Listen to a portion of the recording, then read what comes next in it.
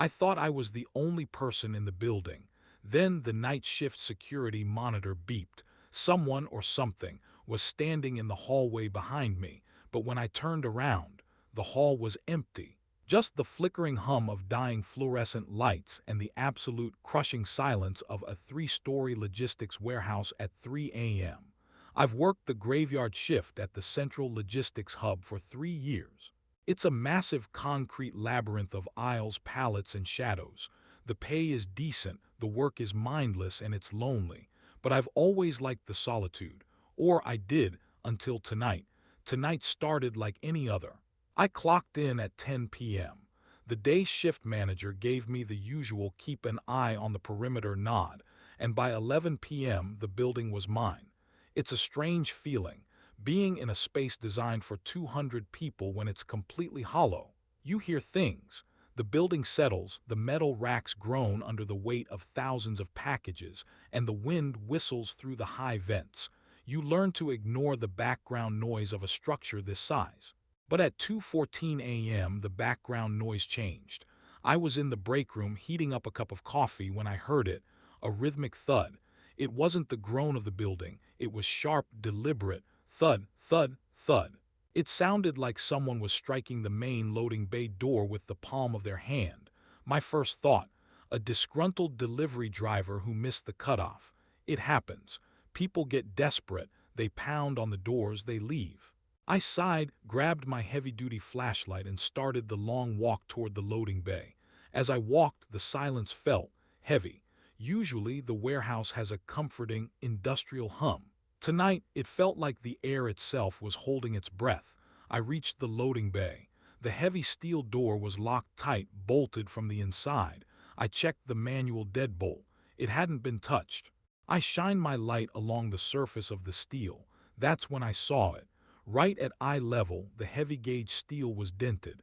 Not just a scratch, it looked like something had hit it with the force of a battering ram. There was an impression in the metal, a deep, concave crater. I touched it, and the metal was freezing cold to the touch. It was impossible. A human couldn't dent this steel with a bare hand. I looked around the bay, my light beam cutting through the gloom, but there was nothing.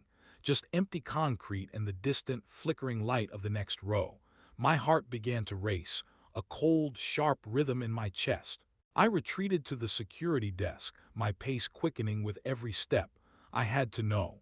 I pulled up the log for the loading bay, but the monitor glitched, a cascade of static and frozen frames. Then it snapped to life, displaying camera 4. I expected to see a prankster. I expected a glitch in the software. What I saw on that screen, the face staring back at me, it wasn't human. But I didn't realize until it was too late that it wasn't just watching me, it was waiting for me to unlock the front door. The figure on the screen was tall, abnormally tall, with limbs that seemed to have too many joints. It wasn't wearing a uniform. It was standing directly behind the spot where I had been standing 30 seconds earlier, in the loading bay. My blood turned to ice. I wasn't just being watched. I was being hunted by something that knew exactly how to move when the cameras weren't looking. I checked the timestamp, 2:16 a.m. I had been in that exact spot at 2:15. I was feet away from it and I didn't feel a thing. No cold air, no weird smell, just the silence of the warehouse. The creature on the screen remained perfectly still, its head tilted at an unnatural 45-degree angle facing the camera. It didn't have eyes, just smooth, pale skin where features should have been. I tried to call the emergency line, but the phone line was dead. I looked at the desk. The landline cord had been sliced cleanly, as if by a razor. Panic, cold and sharp, flooded my brain. I started looking at the other monitors.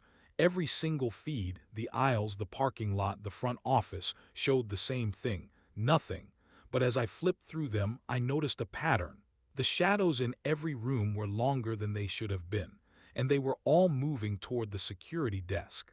I watched the monitor for aisle 9. A shadow stretched across the floor, independent of any light source. It wasn't a shadow of a person. It was a shadow of the thing. It was moving at a sprint, covering the length of the warehouse in seconds. Suddenly, the heavy basement door latch, the one that leads to the boiler room behind my desk, clicked open. The sound didn't come from the screen. It came from right behind me. I gripped the edge of the desk, my knuckles turning white, my breath hitching in my throat. The temperature in the security office plummeted. I could see my own breath in the air, a thick white mist. I didn't turn around. I couldn't. I watched the monitors. All 12 screens went to static simultaneously. Then a single image appeared on every monitor at once. A POV shot from the boiler room. It showed the back of my own head sitting at the desk. It was right there. I could hear a sound now, not breathing but a wet clicking noise, like bones snapping back into place. I kept my eyes fixed on the monitors, paralyzed by pure, primal terror. The figure on the screen started to move toward the desk. My reflection on the black monitor screen showed me standing up, but I hadn't moved a muscle. I was frozen. The reflection of the creature was leaning over my shoulder, its long, spindly fingers inches from my neck. I had to move. I didn't think, I just acted. I slammed my hand onto the panic button under the desk, the one that triggers the building-wide lockdown and the police notification, and simultaneously shoved my chair back with everything I had. The chair crashed into the boiler room door, pinning it shut for a split second, and I bolted for the emergency exit. I ran. I didn't look back, even when I heard the screeching sound of metal being torn apart behind me. I ran through the corridors, the sound of heavy, dragging footsteps echoing behind me, perfectly mimicking my own gait. It wasn't trying to catch me. It was toying with me, staying just close enough to keep the fear spiked. I reached the emergency exit, slammed the crash bar, and burst out into the parking lot. The cool night air felt like life itself. I didn't stop to look at my car. I didn't stop to grab my bag. I dove into the driver's seat, locked the doors, and didn't stop driving until the sun began to peek over the horizon. I never went back to that warehouse.